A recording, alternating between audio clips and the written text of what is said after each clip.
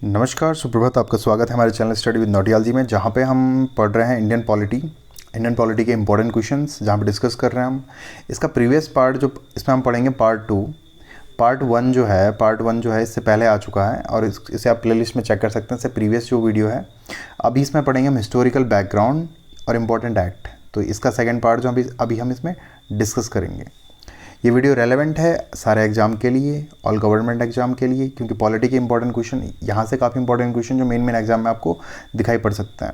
तो हमारे channel like कीजिए, शेयर कीजिए, सब्सक्राइब कीजिए स्टडी विद नोटियालजी को और हमारे साथ बने रहिए। तो आइए शुरू करते हैं। तो सबसे पहला क्वेश्चन आता है, साइमन कमीशन कब गठित किया गया था? साइमन कमीशन गठित किया गया था, इसका ऑप्शन है 1927, 1928, 1929 और 1930। तो साइमन कमीशन जो गठित किया गया था, ये गठित किया गया था 1927 में। तो इसका जो सही आंसर होगा वो होगा 1927 में। तो साइमन कमीशन गठित किया गया था 1927 में। तो इस कमीशन के, लेकिन साइमन कमीशन जो इंडिया आया था, ये आया था 1928 में। इंडिया में 1928 में आया। अब जब ये इंडिया आया तो यहाँ का इसका विरोध होने लगा। इसके इंपॉर्टेंट जो वर्क थे वो थे संवैधानिक सुधार करना, मॉन्टेस्क्यू चेम्सफोर्ड सुधार की जांच करना और इंडिया में कुछ बेसिक लेवल पे चेंज करना। तो इसका विरोध कर रहे थे लगातार कि ऐसा कोई कमीशन ना आए यहाँ पर। इसका विरोध लगातार हो रहा था। इसी विरोध में एक हमारे इंडिया के जो फ्रीडम फाइटर थे, लाला लाजपत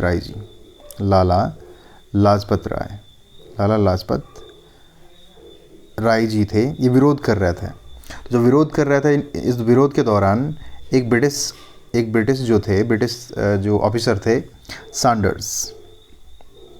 सैंडर्स, इनके कहने पे इन पे लाठी चार्ज की जाती है।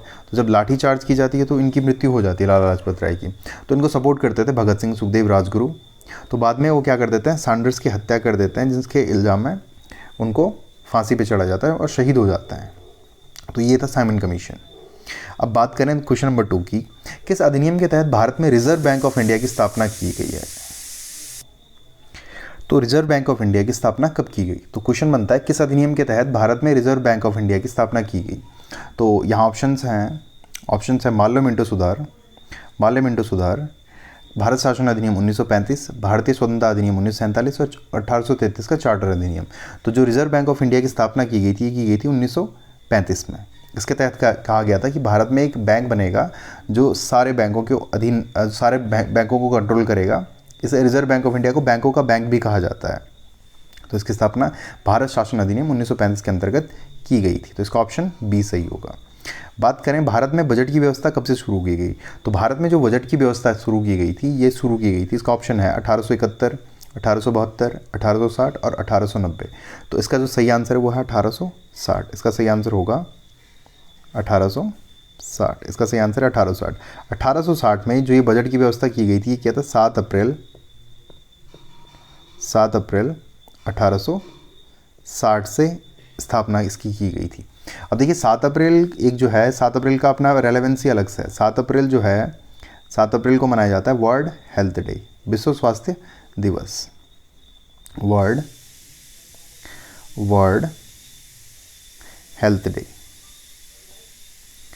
हेल्थ डे सेलिब्रेट होता है। अब वर्ल्ड हेल्थ डे सेलिब्रेट होता है तो विश्व स्वास्थ्य दिवस इसे कहते हैं।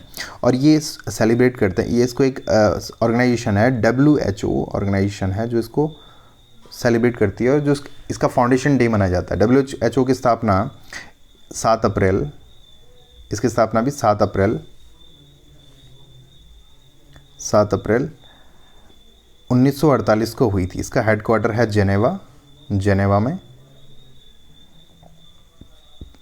स्विट्जरलैंड में। तो आप देख सकते हैं कि भारत में जो बजट व्यवस्था है ये कब से शुरू की थी, 1860 से, 7 अप्रैल से।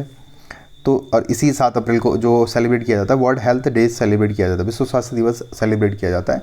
और WHO वर्ल्ड हेल्थ ऑर्गेनाइजेशन इस दिन इस्टेब्लिश्ड हुई थी। तो दोनों डेट अलग अलग हैं, एक तो 1860 है और दूसरा 1948 है। डिफरेंट डेट्स हैं, तो आपको ध्यान रखना है। ये इसके रिलेवेंसी जो मैंने बताई थी, आप देख सकते हैं। अब बात किया जाए नेक्स्ट क्वेश्चन की, तो क्वेश्चन नंबर 4 की बात की जाए, किस मुगल बादशाह ने ईस्ट इंडिया कंपनी को भारत में दीवानी के अधिकार दिए थे? तो अगर बात की जाए दीवानी के अधिकार की, भारत में आप रूल कर सकते हैं। और दीवानी यानी आप क्या कर सकते हैं, भारत में आप जो सारे ये लैंड से रिलेटेड इश्यूज़ हैं, जितने सारे इश्यूज़ हैं, आप यहाँ पे आप इनको कंट्रोल कर सकते हैं। तो ये इसका ऑप्शन है औरंगजेब, शाह आलम, बहादुर शाह जफ़र, मोहम्मद शाह रंगीला। तो अब ऑप्शन आप बता सकते हैं कौन सा आंसर है। तो इसका जो सही आंसर होगा वो होगा शाह आलम। तो शाह आलम ने जो भारत में ईस्ट इंडिया कंपनी को दीवानी के अधिकार प्राप्त करवा दिए थे। तो ये जो दिए थे उन्होंने 1764 में, ये बात है 1764 में ये दिए थे after the battle of Buxar. The battle of Buxar, बात की जाए द बैटल ऑफ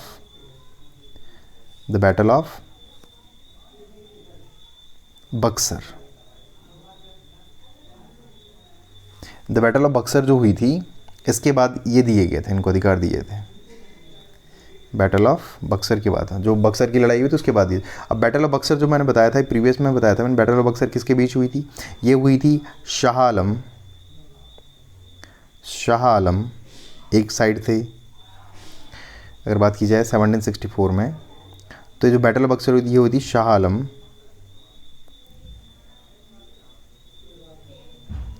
सुवाजुदौला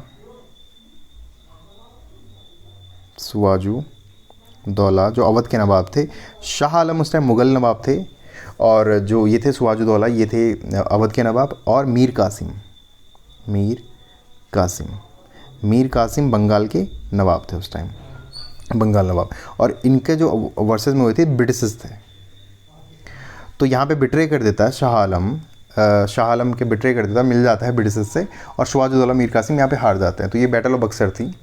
इसके बाद क्या हुआ था? इसके बाद जो शाह आलम थे इन्होंने ब्रिटिश ईस्ट इंडिया कंपनी को दीवानी के अधिकार प्राप्त करवा दिए थे। अब बात की जाए नेक्स्ट क्वेश्चन की, तो माउंटबेटन योजना कब लागू की गई? बात करें माउंटबेटन योजना, तो माउंटबेटन योजना जो लागू की गई, ये लागू की, इसका ऑप्शन है 3 जून 1946, 1 जून 1947, 2 जुलाई 1945 और 3 जून 1947। तो इसका जो सही आंसर है वो है 3 जून। इसका जो सही आंसर है वो है 3 जून 1947। तो 3 जून 1947 को माउंटबेटन योजना लागू की गई थी। अब इसके बाद बात करें नेक्स्ट क्वेश्चन की, भारत में अंतरिम सरकार का गठन कब किया गया? अंतरिम सरकार जो बनी थी इसका गठन कब किया गया? 1946, 1945, 1948, 1949। आप गैस कर सकते हैं कौन सा इसका सही आंसर होगा। तो इसका सही आंसर है 1946 में प्रथम बार अंतरिम सरकार का गठन किया गया। अब बात करें नेक्स्ट क्वेश्चन की, क्वेश्चन नंबर 7 की, स्वतंत्र भारत के पहले मंत्रिमंडल में वित्त मंत्री कौन थे? जो यहाँ के फाइनेंस मिनिस्टर थे, पहले फाइनेंस मिनिस्टर कौन थे स्वतंत्र भारत के? तो ऑप्शन है वी एन गाइडियल, आर के षणमुगम शेट्टी, आसिफ अली या लियाकत अली खां। तो इसका जो सही आंसर होगा आर के षणमुगम शेट्टी। चेट्टी भी इनको कहा जाता है, आर के षणमुगम चेट्टी। तो ये प्रथम वित्त मंत्री थे, यानी फाइनेंस मिनिस्टर थे। नेक्स्ट क्वेश्चन की बात की जाए, संविधान सभा की कुल सदस्य संख्या कितनी थी? तो संविधान सभा की कुल सदस्यों की संख्या कितनी? तो ऑप्शंस हैं 296, 299, 299, 400 या 389। तो इसके टोटल जो सही आंसर है वो है 389। इसमें से अगर बात की जाए तो कांग्रेस जो थी, भारतीय राष्ट्रीय कांग्रेस, इसके थे 208। मुस्लिम लीग जो लीग थी जिसकी स्थापना मैंने प्रीवियस सेक्शन में बताया था कि 1906 में हुई थी, मुस्लिम लीग के थे 73 सदस्य। तो ये आप देख सकते हैं कि कुल सदस्य जो थे वो कितने थे? 208 कांग्रेस के थे, मुस्लिम लीग के 73 थे। और इसके अलावा भी अदर सदस्य थे इसमें शामिल थे, जो अदर सदस्य भी इसमें शामिल थे, अदर सीटें भी थी, कुछ प्रांतीय सीटें थी वो भी इसमें शामिल थी। बात किया जाए संविधान सभा के गठन का विचार किसने और सर्वप्रथम किसने और कब रखा था?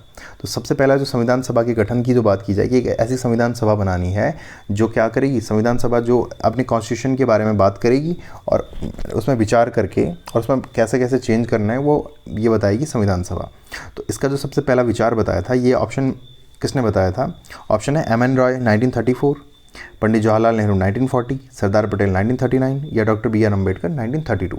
तो इसका सही आंसर होगा एम एन रॉय 1934। सबसे पहले संविधान सभा के गठन का विचार किसने और कब रखा था? सबसे पहले जो विचार रखा था वो एम एन रॉय ने रखा था 1934 में। आप इसको लर्न कर सकते हैं।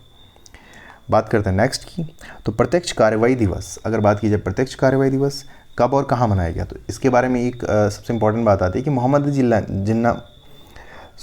मोहम्मद अली जिन्ना ने मुस्लिमों को की सीधी कार्रवाई करने का निर्देश दिया, जिसमें सिर्फ बंगाल में मुस्लिमों ने 20,000 हिंदुओं को मार डाला। तो एक जो आपस में जो युद्ध हुआ था, आपस में जो ये कॉन्फ्लिक्ट हुआ था इसके बारे में, तो इसे प्रत्यक्ष कार्रवाई दिवस कहा गया। और ये कहाँ मनाया गया, इसके अंतर्गत क्या बातें हुई थी मैंने आपको बताया। तो बंगाल की बात की है, तो इसका डायरेक्ट जो आंसर होगा, इसका आंसर होगा 16 अगस्त 1946 को प्रत्यक्ष कार्रवाई दिवस मुस्लिम लीग ने मनाया था और ये कलकत्ता में मनाया गया था। अब बात की जाए इसके नेक्स्ट क्वेश्चन की, संविधान सभा की प्रथम बैठक में कितने सदस्यों ने भाग लिया था। बात करें संविधान सभा की प्रथम बैठक में कितने सदस्यों ने भाग लिया था, तो इसमें ऑप्शन है 211, 209, 389 या 200।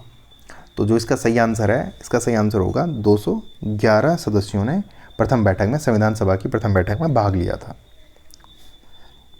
अब बात की जाए नेक्स्ट क्वेश्चन की, भारत द्वारा संविधान कब अपनाया गया। तो ये पिछले सेक्शन में भी शायद हमने क्वेश्चन डिस्कस किया था, तो इसका सही आंसर होगा, ये होगा, पिछले सेक्शन में ये क्वेश्चन हमने डिस्कस किया था, तो इसका सही आंसर होगा 26 नवंबर 1949। डी आंसर इसका सही होगा, तो ये आप देख सकते हैं।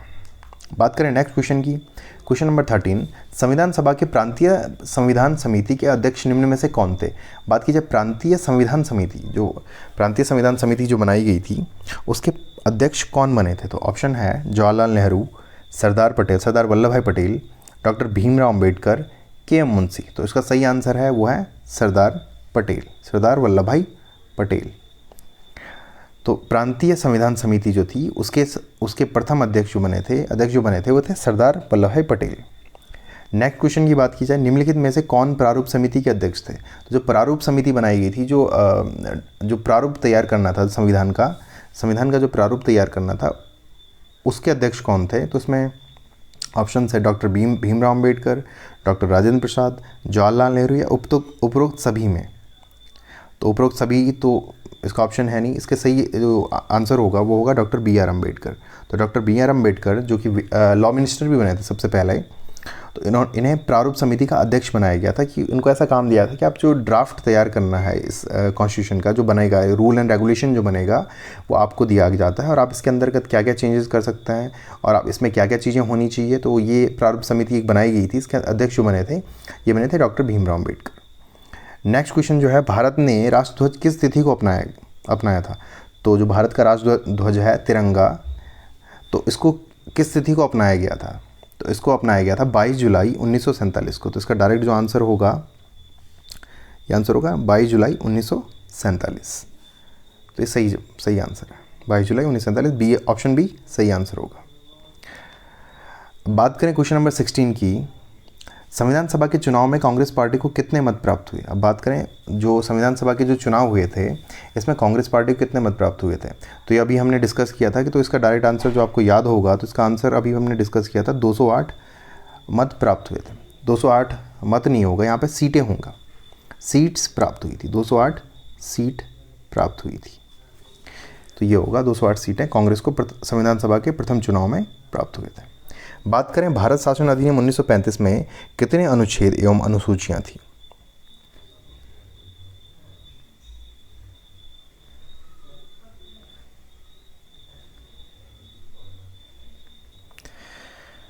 तो बात करें भारत शासन अधिनियम 1935 में कितने अनुच्छेद व अनुसूचियां थी। तो ऑप्शन है 395 अनुच्छेद 12 अनुसूचियां, 399 अनुच्छेद 6 अनुसूचियां, 395 अनुच्छेद 8 अनुसूचियां या 321 अनुच्छेद व 10 अनुसूचियां। तो इसका जो सही आंसर होगा वो होगा 321 अनुच्छेद व 10 अनुसूचियां। जो शेड्यूल्स इसमें डाली गई थी वो 10 शेड्यूल थी और 321 में इसमें आर्टिकल रखे गए थे 1935 के भारत शासन अधिनियम में।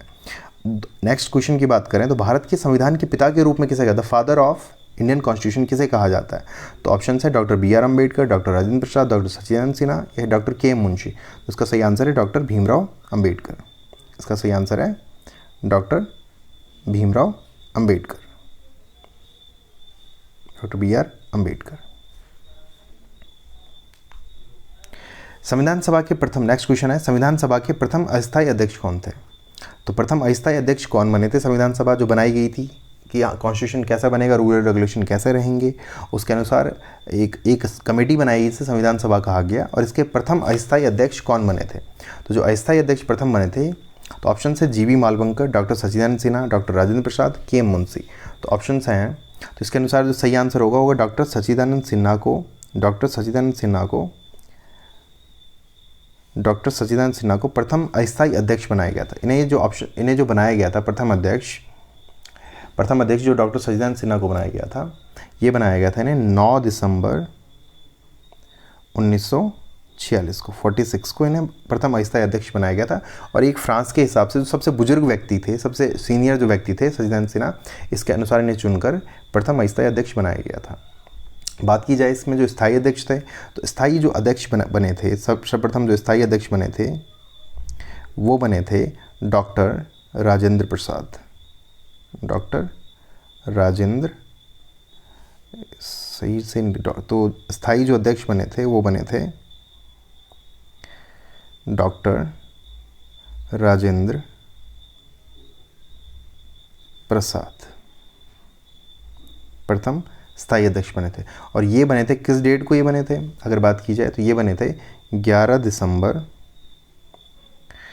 1946 को ये बने थे। डॉक्टर राजेंद्र प्रसाद प्रथम स्थायी अध्यक्ष और जो डॉक्टर सच्चिदानंद सिन्हा प्रथम अस्थायी अध्यक्ष थे संविधान सभा के।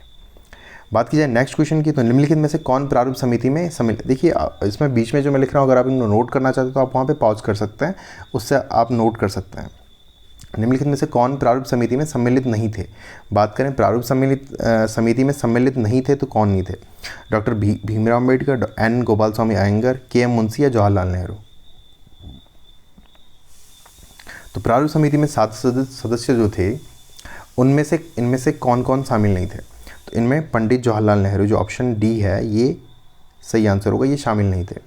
बात करें भारतीय राष्ट्रीय कांग्रेस ने किस अधिवेशन के तहत पूर्ण स्वराज्य दिवस मनाने की घोषणा की, तो भारतीय राष्ट्रीय कांग्रेस ने किस अधिवेशन के तहत, जो भारतीय राष्ट्रीय कांग्रेस का कौन सा अधिवेशन ऐसा हुआ था जिसमें पूर्ण स्वराज्य दिवस मनाने की बात की गई थी, तो ऑप्शन लाहौर अधिवेशन 1929, लखनऊ अधिवेशन 1916, सूरत अधिवेशन 1907 या कराची अधिवेशन 1931। तो इसका जो सही आंसर होगा वो होगा लाहौर अधिवेशन 1929 में पहली बार बात की थी पूर्ण स्वराज्य दिवस मनाने की। और इसकी जब डेट की बात की तो ये 31 दिसंबर 1929 को ये घोषणा की थी कि हम पूर्ण स्वराज्य दिवस मनाएंगे। और इसी के आधार पर 26 जनवरी 1930 को प्रथम स्वतंत्रता दिवस मनाया गया था, या इसे कह सकते हैं पूर्ण स्वराज्य दिवस मनाया गया था 26 जनवरी 1930। और इसी के आधार पर ही 26 जनवरी 1950 को हमारा संविधान लागू किया गया, इसी डेट को 20 साल बाद। तो ये काफ़ी इंपॉर्टेंट डेट है, आप इसको नोट कर सकते हैं। बात करें नेक्स्ट क्वेश्चन की बात करें, क्वेश्चन नंबर 22 की, तो 1931 के कराची अधिवेशन में मौलिक अधिकारों का ड्राफ्ट किसने तैयार किया था। बात करें 1931 में जो कराची अधिवेशन हुआ था उसमें मौलिक अधिकारों का जो ड्राफ्ट, मौलिक अधिकार क्या होंगे, किस प्रकार एक व्यक्ति के लिए मौलिक अधिकार इंपॉर्टेंट होते हैं, जो हम पढ़ते हैं 12 से लेकर 35 तक जो मौलिक अधिकार आते हैं आर्टिकल में, जो कि हम फर्दर में डिस्कस करेंगे। तो इसका जो ड्राफ्ट किसने तैयार किया था, तो इसके जो अध्यक्ष थे 1931 के कराची अधिवेशन के, कराची जो वर्तमान पाकिस्तान में है, कराची अधिवेशन के तो अध्यक्ष थे इसके सरदार वल्लभ भाई पटेल। अध्यक्ष सरदार वल्लभ भाई पटेल थे। और पहली बार इसमें जो कहा था वो कहा था, इसका सही आंसर है पंडित जवाहरलाल नेहरू ने कहा था। मौलिक अधिकारों का ड्राफ्ट इन्होंने बताया था कि क्या मौलिक अधिकार होंगे, और एक बेस कॉन्सेप्ट बनाया था एक कि मौलिक अधिकार कैसे होंगे और कौन कौन से मौलिक अधिकार इसमें कॉन्स्टिट्यूशन में डाले जाएंगे। तो 1931 में ही बात की गई थी। देखिए कॉन्स्टिट्यूशन बना तो लास्ट में लिखा 2 वर्ष 11 माह 18 दिन का समय लगा, लेकिन इसका जो रेफरेंस था ये पहले से ही लगातार तैयार हो रहा था। तो सभी अपने हिसाब से जो उन्हें सही लगा उस हिसाब से उन्होंने जो लोक कल्याणकारी जो नीतियाँ थी उस हिसाब से उन्होंने कॉन्स्टिट्यूशन को तैयार किया गया है। अब बात करें नेक्स्ट क्वेश्चन, निम्नलिखित में से कौन सा सुमेलित नहीं है। कैबिनेट मिशन, संविधान सभा का गठन, साइमन कमीशन, भारत विभाजन, भारत सरकार अधिनियम 1935, भारत शासन अधिनियम होगा 1935, स्वशासन, माल्य मिंटो सुधार, सांप्रदायिक प्रतिनिधित्व। तो जो इसका सही आंसर होगा वो होगा साइमन कमीशन, भारत विभाजन। तो साइमन कमीशन में भारत विभाजन की बात नहीं की गई थी, बाकी सब में बात की गई थी। बाकी कैबिनेट मिशन जो था संविधान सभा का गठन किया गया था, इसके आधार पर कैबिनेट मिशन, भारत शासन अधिनियम 1935 में स्वशासन, और माल्य मिंटो सुधार में सांप्रदायिक प्रतिनिधित्व की बात की गई थी। अब करें निम्नलिखित का सही क्रम क्या है। तो इसमें ऑप्शन दिए हैं Cripps mission, Simon commission, Wavell योजना और संविधान सभा। इनके आधार पर, इनकी डेट के आधार पर, इनके ईयर के आधार पर इनको सही क्रम में लगाते हैं। तो क्रिप्स मिशन की बात करें तो ये 1942 में आया था।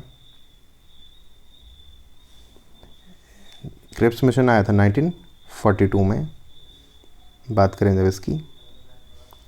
साइमन कमीशन की जब बात करें तो साइमन कमीशन जो आया था ये आया था 1928 में इंडिया में आया था। बेवेल योजना की बात करें तो 1945 में आया था। और संविधान सभा की बात करें तो ये 1946 में आया था। तो आप ऑप्शन देख सकते हैं। तो इस हिसाब से अगर देखा जाए सबसे पहले तो 1 पे तो ये आएगा, यानी 2,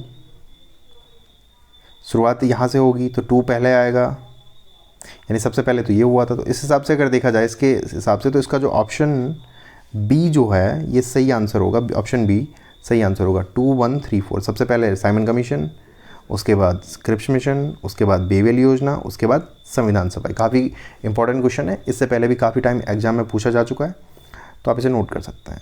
नेक्स्ट देखा जाए भारत में संविधान सभा के निर्माण का मुख्य आधार क्या था। तो भारत में संविधान सभा जो बनी थी इसका मुख्य आधार क्या था। तो इसका मुख्य आधार था कैबिनेट मिशन योजना 1946, बेवेल योजना 1945, माउंटबेटन योजना 1947 या क्रिप्स योजना 1942। तो इसका जो बेस था संविधान सभा का वो किसके बेस पे बना था, ये बना था कैबिनेट मिशन योजना 1946 के आधार पर बना था। तो ये आप 25 क्वेश्चन देख सकते हैं। Thank you. ये था एक सेशन, एक छोटा सा सेशन जिसमें आप देख सकते हैं हमने 25 इंपॉर्टेंट क्वेश्चन डिस्कस किए इंडियन पॉलिटी के, जो हिस्टोरिकल बैकग्राउंड और इंपॉर्टेंट एक्ट से रिलेटेड थे।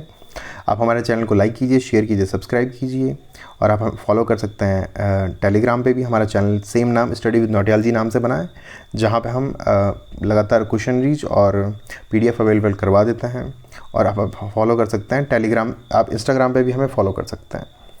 नेक्स्ट सेशन में जो हम पढ़ेंगे इससे जो बाकी बचे हुए कुछ क्वेश्चन और इससे रिलेटेड हिस्टोरिकल बैकग्राउंड का जो थर्ड पार्ट आएगा उसमें काफ़ी इंपॉर्टेंट क्वेश्चन पढ़ेंगे, जिसमें मंत्रिमंडल और इम्पॉर्टेंट डेट्स और कॉन्स्टिट्यूशन के पार्ट्स और अनुसूचियों के बारे में जो क्वेश्चन है वो हम वहाँ पे करेंगे।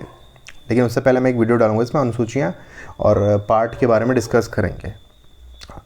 Thank you.